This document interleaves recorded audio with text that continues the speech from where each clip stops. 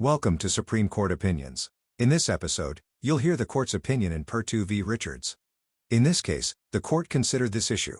In cases subject to the Prison Litigation Reform Act, do prisoners have a right to a jury trial concerning their exhaustion of administrative remedies where disputed facts regarding exhaustion are intertwined with the underlying merits of their claim?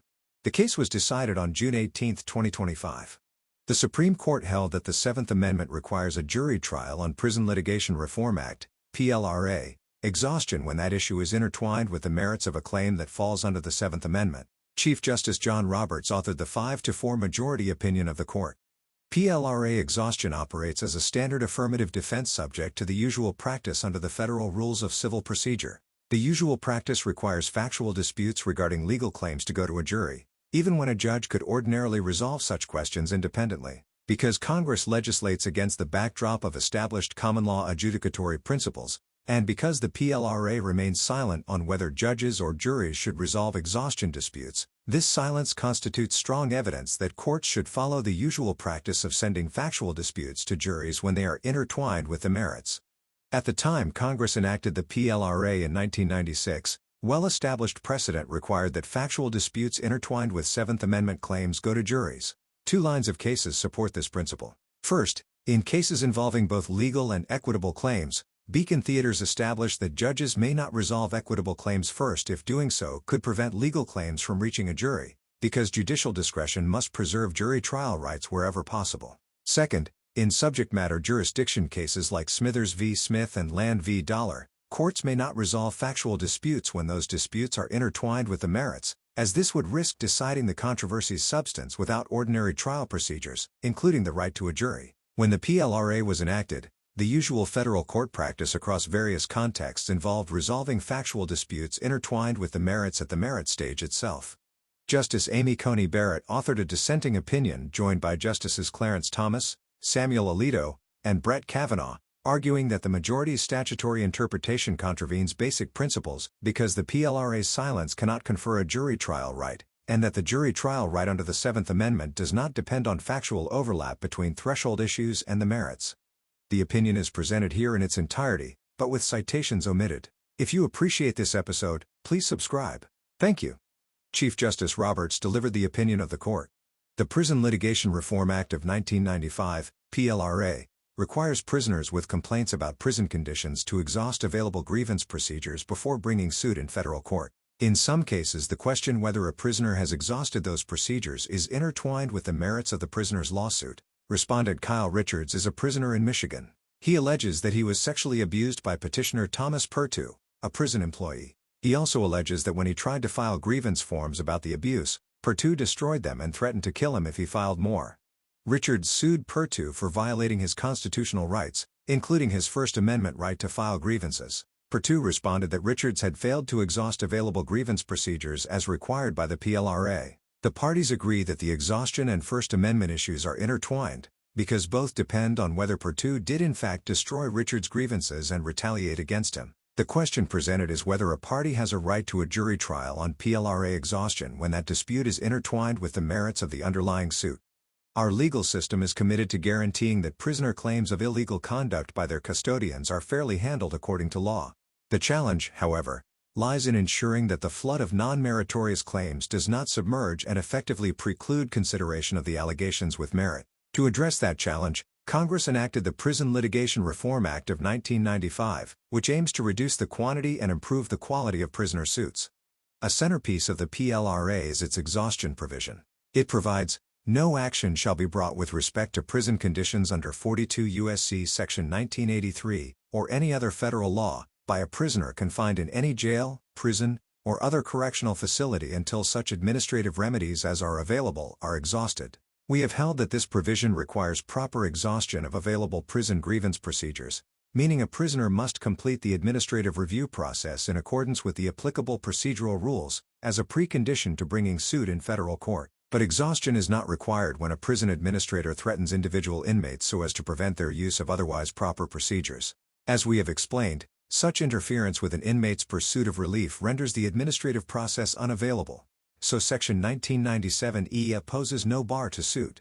In 2020, Richards and two other prisoners filed this suit against Perttu under 42 U.S.C. Section 1983. The complaint alleged that, over the prior year, Perttu had engaged in a pattern of prolific and repetitive sexual abuse against at least a dozen inmates, in violation of their constitutional rights. The complaint also alleged that the plaintiffs had attempted to exhaust remedies to the best of their ability, but had been threatened and retaliated against for doing so.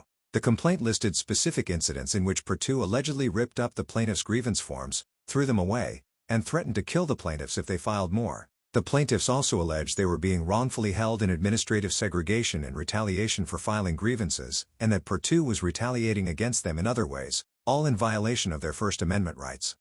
Perttu moved for summary judgment, arguing that the plaintiffs had failed to exhaust available grievance procedures as required by the PLRA. To support his motion, Perttu submitted an affidavit from a prison grievance coordinator attesting that there was no record evidence of the plaintiffs filing grievances about sexual abuse by Perttu in 2019 or 2020. The plaintiffs responded by reiterating that Perttu had intercepted and destroyed those grievances and had warned them not to file more. The magistrate judge concluded that there was a genuine issue of fact as to whether plaintiffs were excused from properly exhausting their claims due to interference by Perttu, and that the issue was appropriate for resolution during an evidentiary hearing. The magistrate judge held the evidentiary hearing by videoconference in November 2021. Richards, representing himself, conducted direct examinations of multiple witnesses who testified that they had seen Perttu destroy Richards' grievance forms and retaliate against him for filing them. Perttu denied doing so. The magistrate judge concluded that Richards' witnesses lacked credibility because their testimony was either substantially guided by Richards' manner of questioning or wholly conclusory. The magistrate judge therefore recommended the case be dismissed without prejudice for failure to exhaust. The district court adopted the recommendation. Richards appealed to the Sixth Circuit. Still representing himself, he argued that resolving exhaustion through a bench trial won before a judge without a jury is not permissible where it would essentially be resolving a claim itself.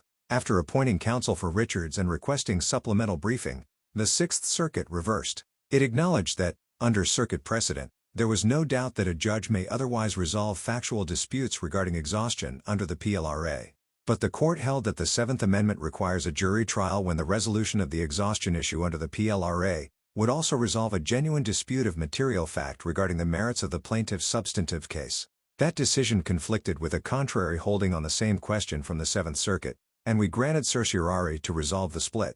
The right to trial by jury is of such importance and occupies so firm a place in our history and jurisprudence that any seeming curtailment of the right has always been and should be scrutinized with the utmost care. Richards makes two arguments for why his Seventh Amendment right to a jury trial has been violated here. First, he argues that the dispute over exhaustion in this case is intertwined with a claim that falls squarely under the Seventh Amendment, his First Amendment retaliation claim for damages under Section 1983, and that factual questions related to that claim must be resolved by a jury. Second, Richards makes a broader argument that, based on the historical test in Markman v. Westview Instruments Incorporated, the Seventh Amendment requires a jury trial for all factual disputes related to PLRA exhaustion, even those not intertwined with the merits. Our precedents make clear that before inquiring into the applicability of the Seventh Amendment, we must first ascertain whether a construction of the statute is fairly possible by which the constitutional question may be avoided. Such a construction is possible here. PLRA exhaustion is an affirmative defense subject to the usual practice under the Federal Rules of Civil Procedure.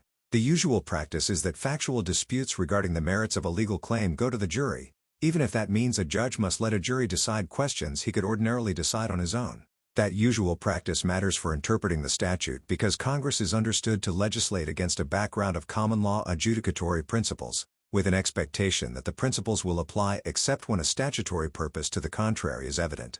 No such contrary purpose is evident in the PLRA. For those reasons, we hold as a matter of statutory interpretation that parties have a right to a jury trial on PLRA exhaustion when that issue is intertwined with the merits of a claim that falls under the Seventh Amendment. In light of this holding, we express no view today on whether Congress could have required otherwise in the PLRA without violating a party's Seventh Amendment right to a jury trial. We begin with a settled premise: PLRA exhaustion is a standard affirmative defense, as we said in Woodford, 548 U.S. At 101, PLRA exhaustion is not jurisdictional, which is why a district court is allowed to dismiss plainly meritless claims without first addressing the often more complex question of exhaustion.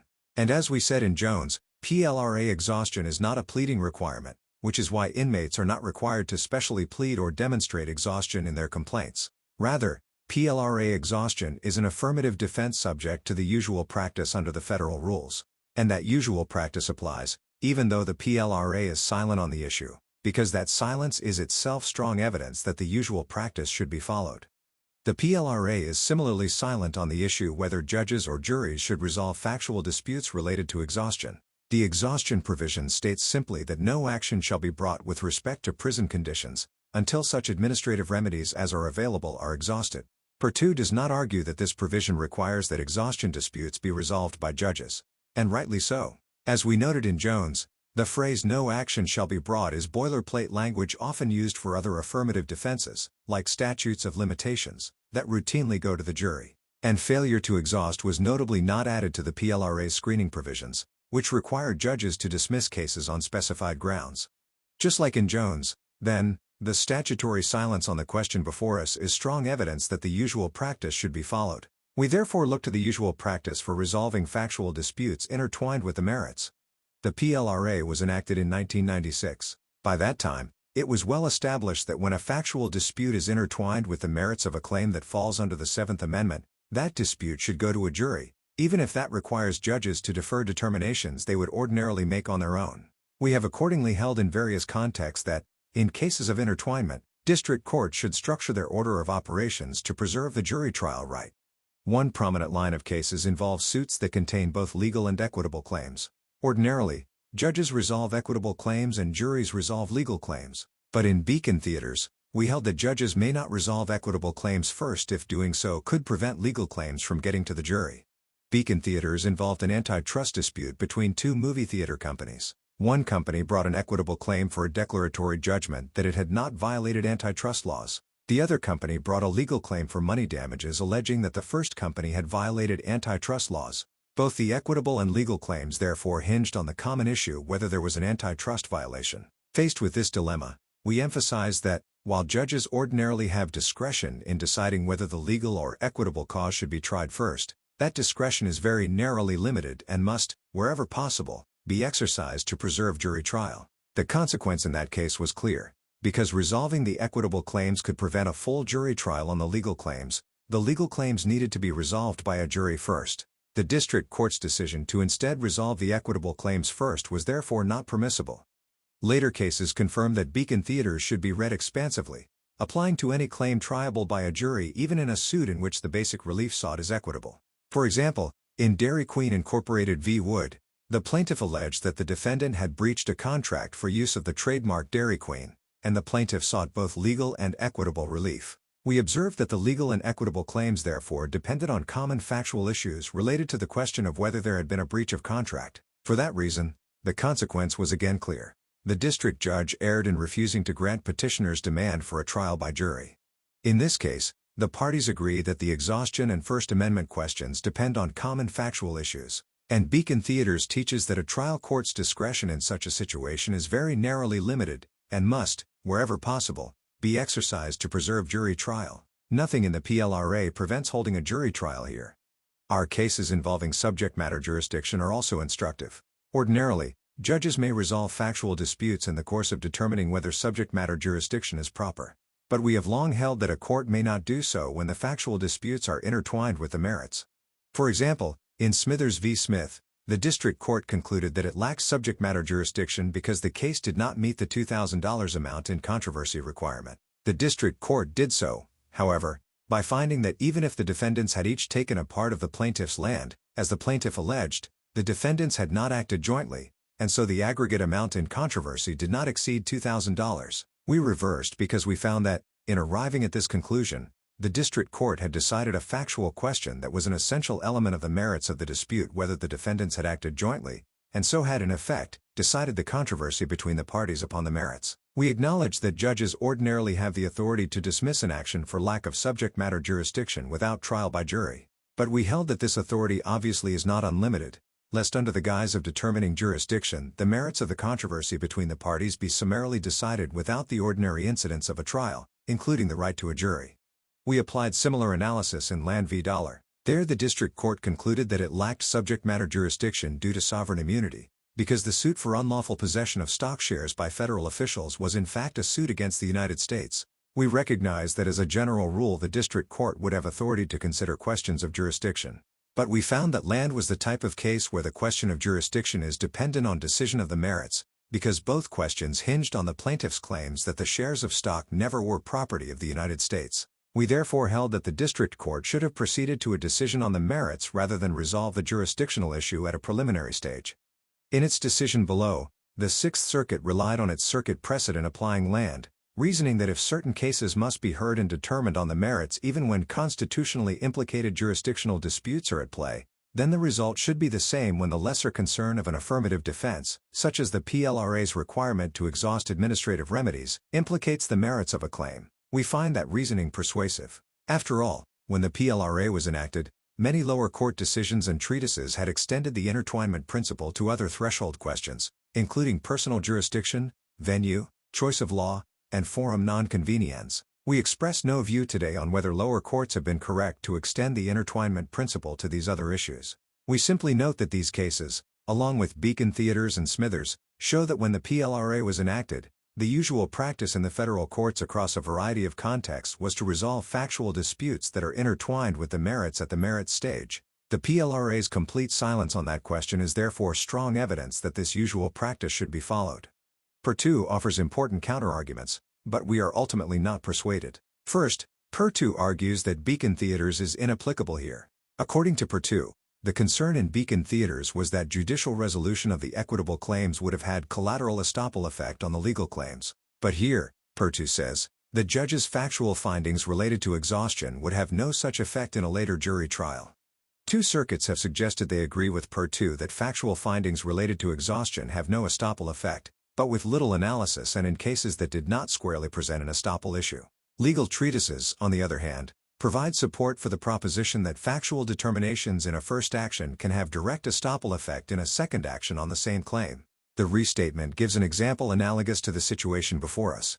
If a court dismisses a case for lack of personal jurisdiction based on a particular factual finding, that factual finding has preclusive effect in a subsequent action on issues beyond just personal jurisdiction. Perttu also overlooks the fact that, if the judge below had ruled that Perttu did destroy Richard's grievances, then Perttu himself may have been precluded from relitigating that issue before the jury under law of the case.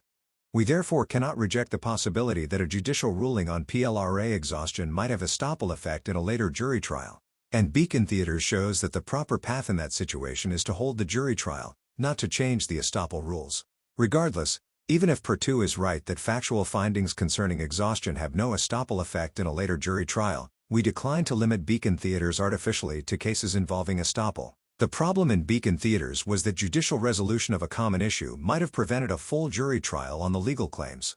Estoppel was simply the reason why a full jury trial might have been prevented in that case. The principle of Beacon Theaters still applies when judicial resolution of a common issue might prevent a full jury trial for some reason other than estoppel. And here, that other reason is clear. Instead of just being estopped, Richard's claim is being dismissed entirely.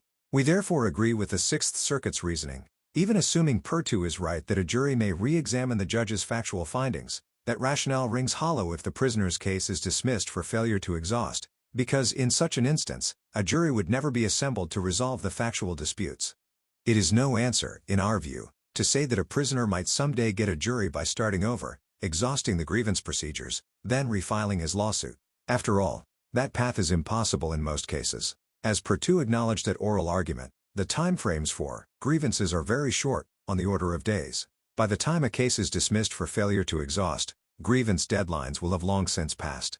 But Perttu makes no argument that such deadlines are told in these situations. Instead, he points to the fact that prison administrators in some, but not all, jurisdictions have discretion to excuse missed grievance deadlines, with no evidence of how often administrators actually exercise that discretion, let alone in cases where, as here, doing so would foreseeably set up a second lawsuit. And though Perttu makes a different argument for why Richards could exhaust and refile in this case, he does not argue that courts should treat individual cases of intertwinement differently based on whether a particular party in a given case might one day get to a jury. Finally, Perttu argues that requiring a jury trial here would conflict with the purpose of PLRA exhaustion, which is to conserve judicial resources by preventing unexhausted claims from going to trial. For support, Perttu cites our decision in Kachin v. Landy. There we held that a bankruptcy court could proceed to decide an equitable claim, even if similar issues might one day arise before a jury on a legal claim, because to prevent the equitable claim from being tried in the bankruptcy court in the normal manner would be to dismember a scheme which Congress has prescribed. But Katchen is clearly far afield. That case involved a specific statutory scheme, bankruptcy, contemplating the prompt trial of a disputed claim without the intervention of a jury in a special set of courts created for that purpose. The equivalent statutory scheme here, the PLRA, contemplates that Richard's First Amendment claim will be resolved by a jury and is silent about whether a jury should resolve exhaustion. Perttu responds that holding a jury trial on exhaustion nonetheless conflicts with congressional intent because the point of PLRA exhaustion is to ensure that only exhausted claims go to trial. But that objection would apply with even greater force in Smithers and Land, because, by the same logic, holding a trial on subject matter jurisdiction would conflict with the purpose of ensuring that trials happen only where jurisdiction is proper. Yet Smithers and Land show that, in cases of intertwinement, the proper practice is indeed to go to trial. We therefore cannot agree with Perttu that the PLRA's general interest in conserving judicial resources shows that Congress clearly intended for judges to resolve exhaustion disputes in this unique circumstance. If Congress had expressly provided in the PLRA that exhaustion disputes must be resolved by judges, then we would have been required to consider today whether such a provision violates the Seventh Amendment. But it is a cardinal principle that we not address such a constitutional question unless necessary. Meanwhile, as we have shown, the usual practice of the federal courts in cases of intertwinement is to send common issues to the jury. Because nothing in the PLRA suggests Congress intended to depart from that practice here, we hold that parties are entitled to a jury trial on PLRA exhaustion when that issue is intertwined with the merits of a claim protected by the Seventh Amendment. The judgment of the United States Court of Appeals for the Sixth Circuit is affirmed. It is so ordered. Justice Barrett, with whom Justice Thomas, Justice Alito, and Justice Kavanaugh join, dissenting. The Prison Litigation Reform Act of 1995, PLRA, requires prisoners suing under 42 U.S.C. Section 1983 to first exhaust the administrative remedies that are available to them. In the decision below, the Sixth Circuit held that even if prisoners are not ordinarily entitled to a jury trial to resolve this threshold question, the Seventh Amendment requires a jury when exhaustion is intertwined with the merits. I would reverse. The jury right conferred by the Seventh Amendment does not depend on the degree of factual overlap between a threshold issue and the merits of the plaintiff's claim. The court takes a different path. Instead of resolving the constitutional question that the parties brought to us, the court holds that the PLRA itself requires a jury trial whenever an issue is common to exhaustion and the merits. No matter, the court says, that the PLRA is silent on the subject. No matter that this statutory argument was not briefed before us. And no matter that it was not passed on by the courts below. Having taken this detour, the court ends up in the wrong place. Reading the PLRA's silence to implicitly confer a right to a jury trial contravenes not only basic principles of statutory interpretation, but also several of this court's precedents. I respectfully dissent. Kyle Richards, a state prisoner, sued Thomas Perttu, a prison employee, for damages under Section 1983. Richards alleged two bases for relief. First, he alleged that Perttu had sexually harassed several inmates, including Richards. And second, Richards alleged that when he had attempted to file grievances reporting the harassment, Perttu had retaliated in several ways, including by destroying Richards' grievance forms. Richards claimed that Perttu's initial harassment and subsequent retaliation violated the Eighth and First Amendments, respectively.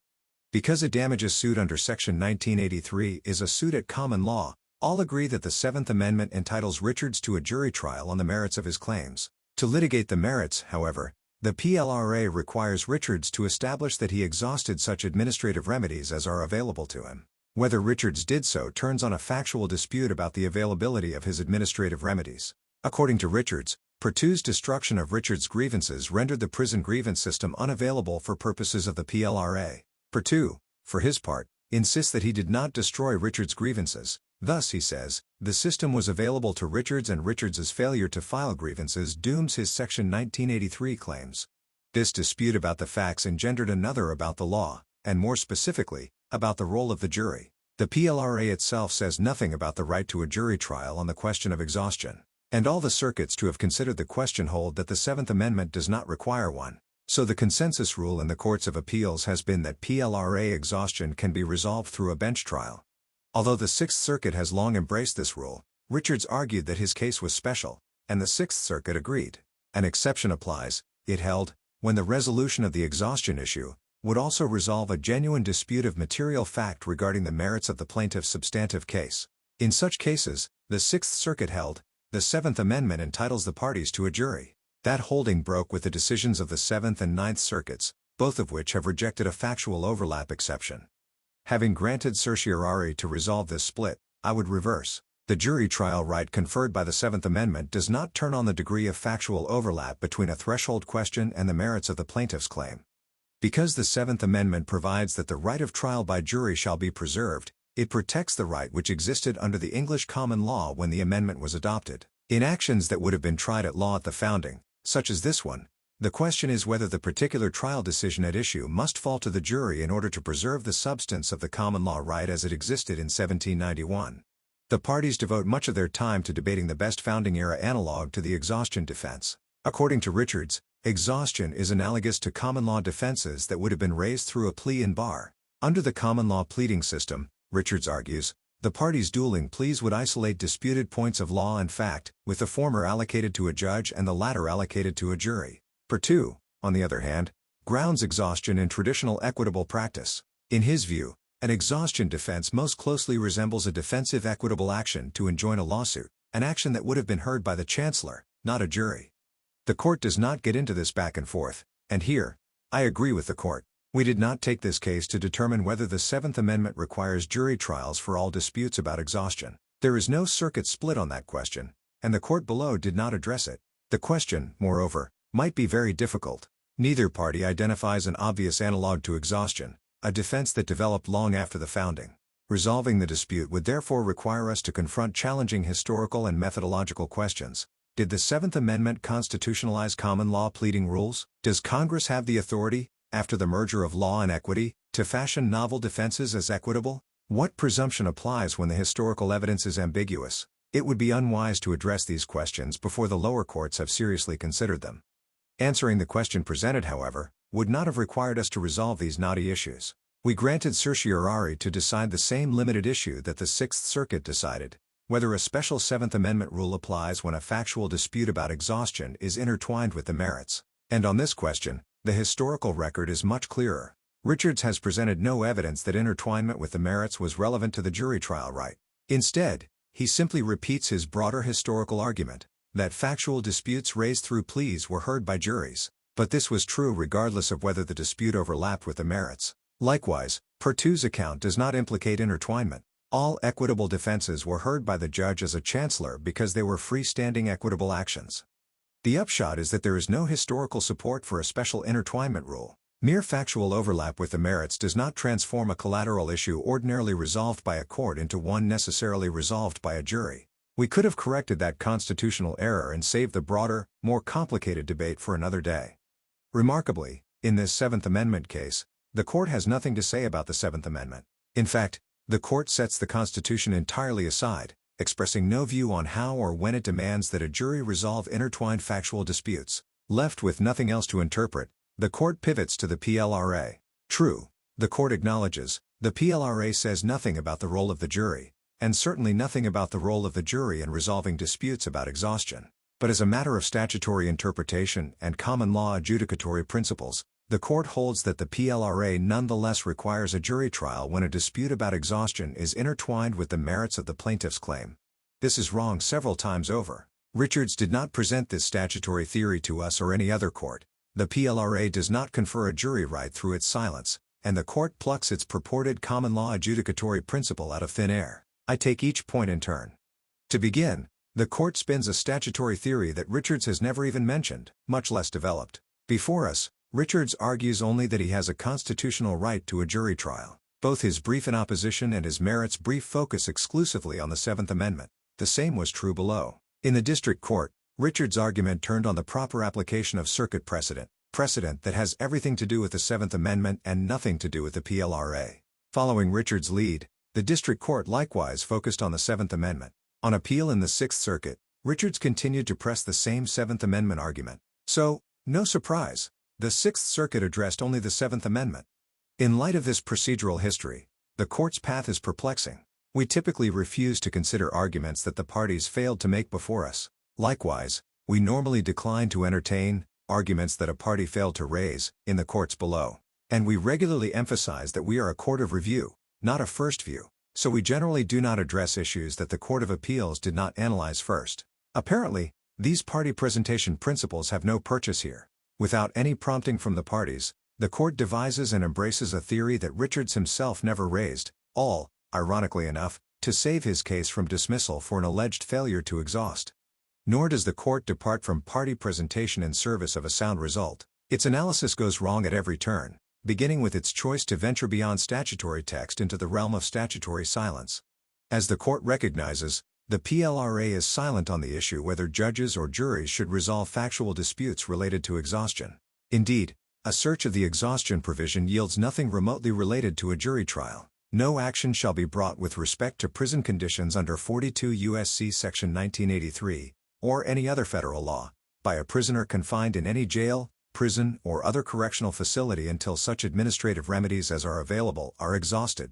Notwithstanding this silence, the Court says that the PLRA guarantees the plaintiff a right to a jury trial on PLRA exhaustion when that issue is intertwined with the merits of a claim that falls under the Seventh Amendment. According to the Court, this intertwinement rule is so well established that Congress expected courts to apply it even when the statute says nothing about it. Supposedly, the rule is a common law adjudicatory principle against which Congress legislates. It is true that Congress sometimes legislates against the backdrop of a well-established principle. For example, relying on the strength of the traditional rule that criminal offenses require mens rea, we interpret statutes to incorporate that requirement even where the statutory definition did not in terms include it. Section 1997 EA, however, implicates no such traditional rule. Even beyond that, however, the Court does not cite precedent applying this supposed rule, or anything like it, as a background principle of statutory interpretation. And so far as I can tell, there is no such precedent. On the contrary, when we have considered whether a statute confers the right to a jury trial, we have understood silence to mean what you would expect, that Congress did not affirmatively confer such a right. Consider Tull v. United States. There, we considered whether a civil action under the Clean Water Act required the jury's involvement. We asked the same question that the Court asks today. Was a construction of the statute fairly possible by which the Seventh Amendment question may be avoided? No, we said. Nothing in the language of the Clean Water Act or its legislative history implies any congressional intent to grant defendants the right to a jury trial. Given this statutory silence, there was no statutory basis for a jury trial right. That was so even though the traditional role of the jury in this context meant that the Seventh Amendment required one. Our decision in Feltner v. Columbia Pictures Television Incorporated is similar. Faced with the question whether a copyright owner was entitled to a jury trial in a suit for damages, we observed that the statute was silent on the point. The entire statutory provision made no mention of a right to a jury trial, or, for that matter, to juries at all. As in Tull, that silence was dispositive. We discern no statutory right to a jury trial. And again, that was so even though the Seventh Amendment demanded a jury. Finally, in Monterey, we held that Section 1983 does not itself confer the jury right. This was true, we explained, even though Section 1983 authorizes a party to proceed through an action at law. We declined to interpret the phrase as a term of art implying a right to a jury trial, and as a result, we declined to find a statutory jury right under Section 1983. This should have been an easier case than Tull, Feltner, or Monterey. In each of those cases, the statute invoked terms traditionally associated with the jury trial right. Indeed, in all three cases, we ultimately held that the Seventh Amendment required a jury trial. It would have been easy to read into a phrase such as action at law an implicit instruction to require jury trials, but we did not do so. Instead, we read the statute to mean what it actually said. Here, the statute contains no term traditionally associated with the jury trial right, and the claim to a statutory backdrop is even weaker. That is perhaps why Richards never attempted to make the statutory argument that the Court advances now. The Court's approach to statutory interpretation is not only adventuresome, it also rests on an illusion. Neither history, nor logic, nor precedent supports its intertwinement rule. I covered the lack of historical support for the rule in my discussion of the Seventh Amendment. On, then, to logic. The Court's proposed rule is both manifestly unfair and inherently arbitrary. Under the Court's approach, similarly situated plaintiffs are entitled to a jury, or not, based on immaterial distinctions in the claims they choose to bring. To see why, imagine that another inmate, say, Smith, sues Perttu based on the very same facts that Richards alleges here. Like Richards, Smith claims that Perttu sexually harassed him, and, like Richards, Smith contends that Perttu destroyed his grievances, thus excusing his failure to exhaust his available administrative remedies. But suppose that, Unlike Richards, Smith brings only an Eighth Amendment claim. Because the destruction of grievance forms does not implicate the Eighth Amendment, Richards' proposed rule would not entitle Smith to a jury trial on exhaustion. As this example illustrates, the court's rule makes little sense. There is no question that both Richards and Smith would be entitled to a jury trial on the merits of their Section 1983 claims. For both Richards and Smith, an adverse ruling on administrative exhaustion would require dismissal. For both Richards and Smith, the exhaustion question would depend on the same set of facts and credibility determinations. And for both Richards and Smith, an exhaustion-related dismissal would not preclude a subsequent suit once they have adequately exhausted their claims. So why should Richards get a jury trial, but not Smith? The court does not say. Instead, the court relies on three cases holding, it says, that an issue triggers the jury trial right if it is intertwined with the merits, even if it could ordinarily be resolved by the court. None of the cited cases stands for this proposition. The court leads with Beacon Theaters Incorporated v. Westover. In that case, the district court had two actions before it: 1, an equitable action by the plaintiff, Fox Theaters, and 2, a countersuit by the defendant, Beacon Theaters, for damages. Both actions involved a common issue related to the reasonableness of the plaintiff's underlying contracts, but only the latter action, a suit at law, implicated the right to a jury trial. That teed up the question: which should the trial court resolve first?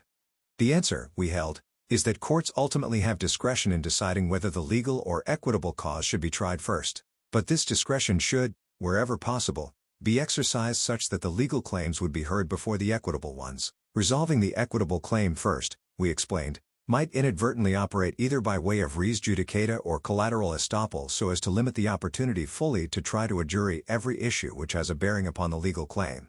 Beacon Theaters does not hold, however, that the Seventh Amendment compels legal then equitable sequencing. Nor does it construct statutory silence to require such a rule.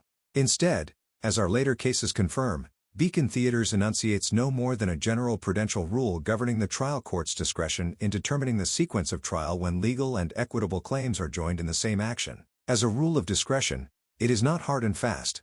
We have observed that there might be situations in which a court may resolve the equitable claim first, even though the results might be dispositive of the issues involved in the legal claim. Congress, too, has flexibility. It may devise a specific statutory scheme that contemplates the prompt trial of a disputed claim without the intervention of a jury. With that understanding of Beacon Theaters in mind, the differences with this case are hard to miss. Beacon Theaters involved a court's discretion in judicial administration, discretion that Congress is always free to override. The court's analysis here, by contrast, turns on whether Congress affirmatively conferred a jury trial right on prisoners when it enacted the PLRA. Besides, the problem that drove the court's decision in Beacon Theaters is absent here. Recall the concern that Fox's equitable claim would proceed to final judgment before Beacon Theaters' legal claim and thus preclusively resolve the issues involved in that claim. Indeed, as we later explained in Park Lane Hosiery, recognition that an equitable determination could have collateral estoppel effect in a subsequent legal action was the major premise of Beacon Theaters. The holding of Beacon Theaters, we underscored, was specifically intended to avoid foreclosing, by res judicata or collateral estoppel, the relitigation of an issue common to both legal and equitable claims. No such concern is present in this case. Both courts to have considered the issue have concluded, consistent with principles of collateral estoppel, that the resolution of facts relating to administrative exhaustion does not bind the jury in a subsequent trial. This makes sense, because collateral estoppel requires a final judgment. It should have no force when the resolution of a threshold issue, like exhaustion, results in a without prejudice dismissal. For reasons I do not understand, the court recasts Beacon Theaters as having little to do with collateral estoppel. Without any hesitation, it turns Beacon Theaters' major premise into a minor corollary, announcing that the case will not be artificially limited to cases involving estoppel. But the reasoning of Beacon Theaters expressly turned on estoppel, and we have subsequently identified this principle as the animating force behind its holding. And estoppel is the one circumstance where intertwinement with the merits has practical relevance to the jury trial right. Without fanfare, citation, or explanation, the court thus transforms our 40-year understanding of a seminal case on equity. The court's reliance on Smithers v. Smith and Land v. Dollar is even more of a stretch. Neither has anything to do with the question presented here. Start with Smithers, in which the plaintiff asserted that the defendants had stolen his land. The land, the plaintiff claimed, was worth more than $2,000, the amount in controversy requirement then in effect. After holding a bench trial, the district court dismissed the case for lack of jurisdiction. According to the court, each defendant had taken a parcel worth less than $2,000, and the defendants had not acted jointly. In so holding, the court violated the black-letter rule that a plaintiff's declaration generally establishes the amount in controversy. Because it was legally possible for the plaintiff to recover the full amount of all the land and the full amount of the damages claimed, we held that the district court had erred in dismissing the case. In other words, the district court simply misapplied long-standing jurisdictional principles. The plaintiff's pleadings were sufficient to establish jurisdiction, notwithstanding any factual disputes that might limit the plaintiff's potential recovery down the line. But these disputes implicated the merits, damages, in particular, not jurisdiction. Smithers's rule is therefore unremarkable. A trial court may not prematurely resolve a merits question by framing it as a jurisdictional question, thereby depriving the plaintiff of a jury. Smithers says nothing about whether a threshold question requires a jury simply because of factual overlap with the merits. Land v. Dollar is even further afield. There, stockholders sued members of the U.S. Maritime Commission to recover stock previously delivered to the commission. The district court dismissed the case, reasoning that because the stock was federal property, sovereign immunity barred the plaintiff's suit. That was an error, we held. Ownership of the stock implicated the merits of the stockholder's claim, so the court should not have decided that issue at the outset of the case. Nothing in Land turned on the Seventh Amendment. Indeed, the word jury does not appear in our opinion or the opinion of the court below. This may be because Land was a suit for injunctive relief and mandamus, not damages. In fact, in the end a lengthy trial was had before the court without a jury. Sensibly, then, we have never understood Land to inform the scope of the right to a jury trial. It stands for the more limited proposition that when there is an identity between the jurisdictional issues and certain issues on the merits, there is no objection to reserving the jurisdictional issues until a hearing on the merits. This rule is just a principle of judicial administration, addressing circumstances in which it makes sense to defer ruling on a potentially jurisdictional issue until the merits, and not a holding on the jury trial right. The court reads the PLRA to say what it does not. It does so for reasons that the parties did not brief, that have no basis in our doctrine, and that are contrary to well-established principles of statutory interpretation. In so doing, the court creates a regime under which an exhaustion requirement designed to reduce the quantity and improve the quality of prisoner suits just generates more litigation of its own.